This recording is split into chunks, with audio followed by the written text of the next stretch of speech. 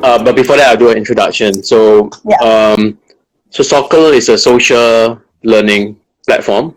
So we focus on collaboration as one of the key issues and key points that we think that education needs to or can be enhanced. For quite a long time, we were focusing on the productivity of people, and then there was this: what type of people are we thinking of that could perhaps benefit from more collaboration or more productivity? So the earlier beginning ones, we were looking at kind of adults, and then after about a year plus, we were trying to iterate on a product and an app for quite a while, and then we figured out that actually education was the ones that were quite clearly needing to improve or look for new ways of innovation in how they enhance and do their teaching. So eventually, collaborative learning is kind of where we are right now, and trying to figure out how can classroom and classes actually be improved or enhanced in the way that students can come together and create. So even before COVID, classrooms and classes, we were trying to figure out, was there a way that students could actually collaborate in a way that's more digital native. So a lot of us today use tools like Instagram, TikTok, for example, and people are supposed to be connecting to each other, chatting, but also learning about each other. But then the problem is we aren't learning about each other as much as we perhaps could. And that's something that we eventually felt that we could find a way to solve. But how do we do it was another thing that we're not sure of. So COVID is a perfect scenario where it came in here now, and people are therefore being hit with a different issue because they're able to bring their classes online, but they're not able to get the collaboration that they had when they were in the classroom. So now we are kind of at this phase 2 part, and we're trying to figure out how do we get to that level of collaboration that perhaps is even bigger and more than what they had in the classrooms. So if I would answer the question on 3 ways that COVID has impacted, I think it has given me more opportunities. It has given me an opportunity to, because some of my users now have another problem deeper into the collaboration issue, and then bang, suddenly there's a solution, so they decide to just use it. And then there's also another point, which is there is an opportunity to share about this more with other people, but also to kind of share the findings that we have with a wider with in a more formal and academic setting, which we are doing, and we are publishing, or rather we are showing our output in some of the academic journals in Q3, Q4. Okay, so sounds like COVID-19 is beneficial for your this business itself. So what I hear and learn from is basically your business itself is actually trying to solve online education problem. Is it accurate for me to say that it's solving digital online education problem, something like collaboration? It also encompasses other problems, but for now, what you shared is the main issue is collaborations that people does in class face to face, but have problems moving on during digital. So So the first problem is engagement. Yeah. So where students just don't engage as much, especially now they're on platforms like Zoom, Skype, or other apps out there. And we have teachers who are being forced to ask them to turn on their their videos just to show that they're around. And even like after those, what do you do after Zoom? It's kind of something that because Zoom is maybe 10% of your entire lesson plan. So your lessons start with Zoom, but traditionally as a teacher, the rest of your time is spent on, I mean, besides research, is connecting with your students. They come to you in classrooms. They come to you separately, and then they ask you questions. You have to engage with them. And then there's the WhatsApp issues that there's this issue with communicating with students. So there's a whole lot of different things, and it gives and traditionally it has given quite a lot of issues that led to where things are today, which is some schools have one teacher to a lot of students, so that ratio is very high. So I've heard of English teachers in in Indonesia where there's like one English teacher and like 300 students. And that's in Vietnam. It was crazy. So one teacher and 300 students, and then we were like, how do you solve that? How do you even manage? So we did this in Ho Chi Minh. So we went there, we went into the classroom, and then so the way that the app works is students take pictures and videos of their project work, of their tasks. So in this case, the students are technical college, so they do physics experiments. So they're doing all of these physics experiments, and then usually it's like a group of 5 students, and then they were. But the problem is, like when we were in school, you have 5 students trying to do one experiment. Usually it's only one person doing the work or 2 person doing the work. So, but now we can kind of go, okay, the other students can do other tasks like taking pictures, asking questions, writing down comments. And this was quite powerful for the teacher because he saw that, oh, for the first time, I'm able to see pictures and videos of each student doing their work. Before that, he wasn't able to see it because it's all perception based on his eyeballs. It's like when we were in school, we were only able to, like when we were doing, remember when we were in our chemistry classes, or I have a biology teacher who just joined, and so we get our laboratories, so we do our experiments, right, in the class, in the lab, and we do chemistry, and then we do an experiment and then done, and then the teacher is somewhere else, and then I'm like, did I do it correctly? No idea. But now there's a way to, okay, take a video, take a picture of it, this is the outcome, this is what I've done, and then share it. And then the teacher is able to get all of the information and then look at it at a later time. And then the engagement is done online. So the teacher will then give feedback, comments, and then our app is constantly trying to improve by getting comments, getting feedback, and then having version 1, version 2, version 3, version 4, and then creating albums, which is one of the new things that we figured out. This iterative process of trying to figure out the app that's required for the teachers. So anyway, that's kind of the problem, and then an example of what it is. And then but the teacher was like, "Oh wow, first time I can see this." Yeah, that's the use case. Okay, so I just want to repeat what you had shared me. So 3 points on COVID, how COVID-19 has impacted our business is basically mostly positive. You get more engagement, you get more eyeballs, you get more curiosity of your product. Okay, and you're actually are you actually working on expanding your these services to you're expanding your business globally, I would say. Right, and these 3 points itself has actually gave can I just add on one more question, because every 3 points, the last point is, how do you estimate that COVID-19 will impact on your business revenue? Will it be in terms of incremental? If it's incremental, how many percentage will it be out of your total estimate revenue? Well, the good thing about education and healthcare is that there are businesses that are always going to be around, one way or the other. So now we kind of go into an entrepreneurship thing, right? So I'm quite lucky that I can do a lot of things. I can do the coding, I can do the marketing, and I'm at a state where I'm able to just focus fire on a few of the teachers that I'm working with, and some of them I can see join. Thanks for coming. Thanks for joining. I would say that revenue is, at this point of time, not the number one thing. The number one thing is to try and figure out how can we get to solve the problem of the collaboration, or to solve the problems that the teachers are having. And then some of those are new, so some of those new issues. But I wouldn't. So so entrepreneurship, startup, right? So 9 out of 10 fail because they run out of money, or they don't have product market fit. So if I can manage the 2, then I'll be able to last as long as I can. And my current runway with the way that I've been trying to run this can last me for years.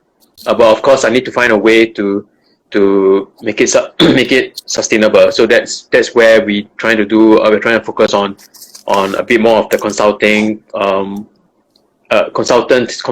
kind of work that perhaps we could give for social learning technology.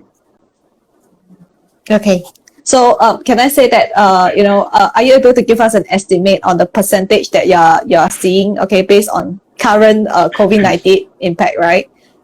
A slight tip on how many percent you hope to achieve or estimate that will increase, based on your unique business idea. Well, actually, I think the plan has not changed. So I would say that the goal of the company to build the kind of value and to get to where we want to be. So for example, we are trying to focus on how do we generate enough learning analytics that the teachers can then get to create a kind of efficiency that they need to create scale. And that can be, for example, $1 per student. If I try and benchmark myself against other platforms out there, and if I try and calculate that amount, so the goal then would be to kind of go, okay, what does $1 mean? That would mean about maybe 1 hour of improvement for the teacher a day. And how do I get to 1 hour a day of improvement for the teacher? Is through this process. And I would say that the difference is maybe the process is shorter now because there's a bit more urgent. There's a bit more of an urgency. In fact, the polytechnic that I'm working with in Singapore, we were working on trying to improve the way that he captures the documentary proof in laboratory sessions. So we were kind of going, he wanted to see more on what are the electronic devices that's being done in the classroom, rather in the laboratory. So he gets the students to take pictures and videos. So it was a bit slower because it was like, okay, by the time we get to analytics, it's going to be a long time because we didn't know how to do it. But nowadays, suddenly overnight, he has a new change, which he has a 50%. Right now, before that, he had a 50% rubrics on assessments. So 50% of grades are based on an exam. So we call it summative assessments. So 50% are summative. And now he's forced to drop it to 20%. So then now he's like, how do I make up that additional 30%? And then bang, there's this collaborative learning thing that we could, students are supposed to collaborate online. Finally, now there's a way that I can create enough analytics that he can use to, maybe student A is helping his friends more, and it proves that, and the comments that he's giving to his friends seems to be good. He's giving positive feedback, he's actually helping his friends, and through that process, there's peer-to-peer learning. So if we can, through this, there's now a way that we can, I would say, shorten, or rather get to that area, get to that where we want to be faster. But also, I think they become more passionate about it. They need to do it, as opposed to before it was kind of okay, let's try it out, it seems cool. But now it's more like, okay, this definitely will work, let's try and figure out. But it's still going to be an iterative process because we're not like Zoom, for example. We're not like Zoom whereby you have an existing issue, like you need to go online, there's a tool for that, you go online. We are actually more like a social app. So how do you put a social app into the classroom? Today, not a lot of people know how to do it. Like how do you make math social?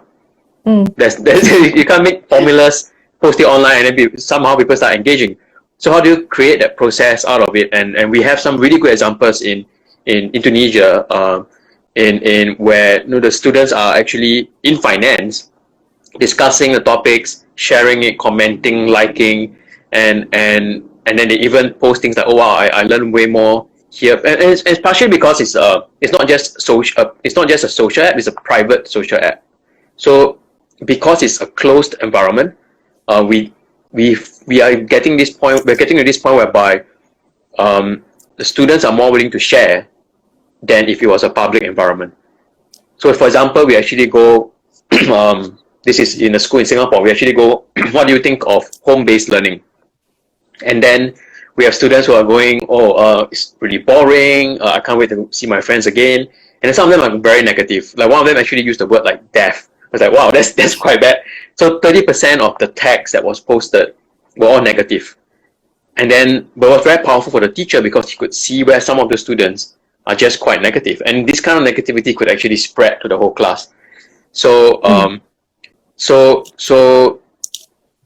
some of these teachers, therefore, when we work with them, then so it's not so easy to try and figure out how do I use it. So that's why being in a blue ocean kind of category, it also has its own set of challenges. It's still at this point of time, it looks like it's going to be a good to have. That's the problem with kind of sometimes I think a blue ocean strategy kind of product is, and then the challenge for me would then to be to figure out how do I find out that deep rooted problem that nobody really that the teachers never really thought of, that perhaps actually could be different. So that's kind of where we are. I didn't really answer the question, but okay, I'll help you to summarize the points, not to worry. So 3 points that how COVID impact in terms of Soqqle is basically first, you find you find better engagement, eyeballs, and attraction. You get a positive response from your current clients. And lastly is there's no impact on basically yet on the revenue, but you're still on track on your goals. So there's no percentage set to it. So I'll just move on to the next question on what have you done to exploit opportunities in this challenging situation. I think that previously what you have shared just now with case study has pointed out 3 points that I grabbed. Firstly is you work with your current current clients, or should I say team, to to gather feedbacks and gather these problems, so to improve on your product solution. I think these 3 key pointers has stated these things that you have done currently to exploit these opportunities. Other than that, are there any other pointers you would like to add on? Sure. So one kind of problem that I faced was that when the whole COVID thing started, a lot of my friends around me came to me and tell me, you have to do this, you have to do that. There's a big opportunity. There's this thing happening. There's the tuition market. Everyone is dying in the tuition world, which is true. And then there's this, you have to solve everything. And then so the biggest problem sometimes, I think, especially that I face, not really a problem, was then how do I balance between that and focusing on the ones that I already have. So when I have an investor, and I met up with him end of last year, and we sat down, and then I was telling him, this is the biggest plan that we have. We're gonna go to this part of Indonesia. It's gonna be in Jogja. It's gonna go to Bandung. We're gonna go everywhere. And then he basically just shot me down. He was like, no, this, we don't agree. This is not the right way to go. And I'm like, but it was true, because I have to remain laser focused. I have to remain laser focused on my objectives, and sometimes I cannot go for that shiny object. And I think it's a shiny object right now. And although I did try, thanks to some help of my team who tried to reach out to schools, but they were trying to solve a different problem at that point of time, because I think a month ago the tuition market was dying because when they needed to move online, and I think some of them are still dying. Like I have a friend, she's literally struggling. I think literally right now they're still trying to figure out what tool to use for delivering the class, and that's like already 2 months ago. So they moved from platform A, crash on day 1 because of the volume, and then platform B, then platform C.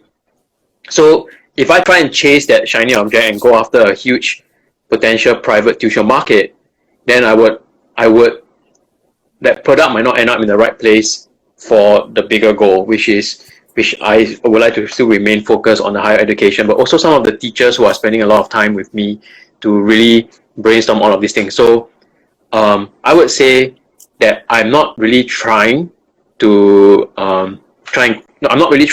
maximize the potential opportunity, but rather I need to remain focused, especially for maybe also on the stage of the startup.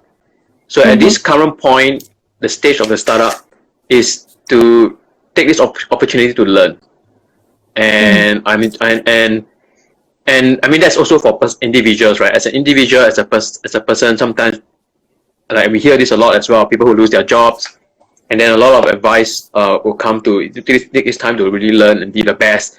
And then when things go back up, try and be that at the right place at the right time. I think I happened to be in the right place, right time, with the right people.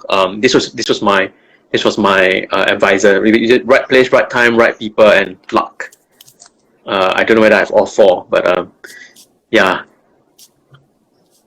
Okay, so I think that, right, I'll move on to the next question. We have learned from you that exploit opportunities is basically, right, to maintain your focus. But this also answer to my next question is, what sort of working style or attitude would you put in your own business and for your customer? So basically, you have shared like 3 points that I stated. You have stated that the sort of working style is to be really laser focused and focus on, during this opportunity, also allocate some time on self-learning, self-reflection, and also development. Besides this, is there other mindset that you have while being an entrepreneur, that you're currently practicing or you are working on for the future? I think there's one good trait that I think I have that my ex-boss did say to me when I was in JP Morgan before, and he would actually use the words. He actually felt that I was a very genuine person, and I think some of the people that I work with do feel that I'm quite genuine. Hopefully. And I think in the startup world, that kind of attitude is very important, because when I hope that when I talk to a lot of my educators that I'm working with for my pilots, they feel that I think they can feel that I'm genuine. But recently I watched another video, and I think the right word is actually authentic. So if they could feel that I'm an authentic person, there's nothing to hide. And my goals are very clear. My goals are, how do I help you? And there's a lot of skills. There's a lot of skills required to learn to get there. So and even in my even when I go for meetings, I always prepare. And I was kind of sharing with my teammates that every time I go for a meeting with people, users, I always have a structure with objective, 3 points, closing, and how do I get there. And when I meet, the teachers that I talk to, they may not know, but I plan all of these conversations with them, and eventually, and there's a lot of, it's not like straight away you want to be an entrepreneur and you can get to that point. And sometimes it takes me a very long time. I think one of the university lecturers in Indonesia, I sat down with her. It was a 1 hour meeting. It ended up 3 hours. But we were happy just brainstorming.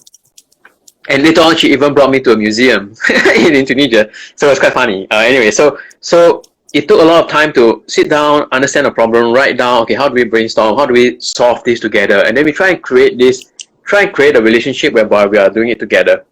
And not being this, I'm a solution provider. I want to be, but again, because it's a product that is very blue ocean. So we're trying and figure out how do we build that product to a stage where eventually, from my perspective, he will share with his friend. So I need to get to a point whereby there's a virality whereby the teacher A will share to teacher B, and it needs to be organic, because the last thing I want to do is to pay for it. So therefore it's very important to learn those skills to get there. How do you learn it? Find a very good boss or mentor. Watch a lot of YouTube videos from good people. Yeah, so I just summarize from the last 3 points that you have shared. Firstly is focus on this, your attitude towards treating every individuals that you are trying to collaborate with. Be as genuine as you can and be willing to sit down, invest the time needed to brainstorm for a solution to solve a problem. I think this is something that, sometimes, as I previously was a sales consultant, as you know, right? That is something that, I have not been really practicing. I'll be truthful to you. Yes, I spend time with bosses and stuff, right? But my heart is a bit half. It's like, at one point of time I was thinking, how do I close deals? And another point of time, how much time should I spend with each, bosses that I hear? So I think that on the entrepreneur role, you'll be more of, hey, how can I solve a problem in society? Or, this is based on your which purpose. is It's based sharper, on yeah. your purpose. Yeah, which is Yes. based on your purpose. Of course, some others, they have different purpose, different mission, but stick focus to your mission. That's something that I learned from you today. Yeah, so I will keep that in mind. Okay, I'll spend more Eventually time. the rule is we only talk the rule would be I only talk 20% of the time, and the other person will talk 80%. So although I met the lady in Indonesia, Adelina, I think she's on. So we met for 3 hours, but she talked for 80% of the time. And maybe she didn't even know, but actually she talked more than me. But eventually we found a solution together. So that's fantastic. Yeah, that's very great. It means that you play a listening ear, to really fully help others to find the root problem and solve from the scratch. That's something that is something that is a good tips to learn for everyone who is here with us. Yeah, it's something that we should work on it. Being a better listener. That's something I'm also working towards too. Somehow I've been too chatty. I could be the 80% talker more than the listener. Okay, so I think I'll move on to the next one. Okay, we left with 3 minutes. I don't want to overshot this 30 minutes, or maybe you can break the record. All right. So I'm going to put this. What 3 points of advice would you give to millennials who are looking to be an entrepreneur? Like myself. I'm looking to be an entrepreneur. As you know. Okay. What 3 pieces of advice? Yeah. I think number one, don't focus on being an entrepreneur. Focus on solving the problem. Number 2, focus on improving yourself. So being that self-learner, being and willing to go out and listen to people, learn as much as you can. And number 3, I think believe in yourself. Believe that you can do anything you can, be anything that you want. Which is something that I've learned. I've learned that, I'm a solo founder, and I've learned that I can do anything I want in my entire life. I can do marketing, I can do sales, I can do technology. Luckily I did the one that needed technical training. And I'm looking to learn more, like even right now, we're going deeper into research papers, which requires a certain thought process as an educator to do all the statistics and stuff. I have to go and learn statistics, which is a pain for me. But I can do it, and I believe that I can do it better than some of the top tier T1 Q1 journals out there in the world. And as an entrepreneur, I have to believe in myself. I think that's the most important thing. And if you suddenly feel that you can never believe, if you don't have belief in yourself, you can never be you can never stick it up. You never stick it through, rather. Okay, that's a very good 3-point tips. It's basically I'll just repeat. Focus on what's the purpose and mission. And if the mission is solving problems, then work towards that direction. The second point is improving. Always focus on allocating time aside for self-development, because I think some of these entrepreneurs really shared that only when you invest time on making yourself better, your business will grow. So I see that the similarity between the previous entrepreneur and yourself. And then lastly is believe in yourself, means building self-confidence. Because if you don't believe yourself, who will believe you, right? That kind of concept. Yeah. Well, if you can do the second and the last point, you will basically win in everything, right? If you can believe in yourself and you're able to still go out and learn, you're already the best, because you already are going to be the best person out there than everybody else. So that you can be. So that's a very positive note today. Yeah, everyone must, believe in yourself. Maybe number 4 is being positive. There's a secret hidden number 4 is being positive, being a positive person. So like my mom will complain all the time about COVID. My mom will be 又是1900个人, but then I'm like, come on, can't be complaining every day. You make me feel you make me negative. So we have to be positive all the time. Yeah, so that is the purpose of one of the purpose for creating such a Instagram live, okay, to make a positive impact, in this pandemic situation. So now, we have been talking so for the past 30 minutes. So I just want to make it like informal. I'm going to ask you a very random question, okay? Okay. I think this is a question that I'm curious among all entrepreneurs. Do you believe in Feng Shui Master for your business? Feng Shui Master. Do I believe in having a feng shui master, or do I believe in a feng shui master? Which You one? believing that feng shui will help in your business? Maybe, maybe not. I don't see why I shouldn't believe, but I also don't see why I should believe. Okay, let's say that have you done feng shui for your No, business? no, no. And will you do it someday?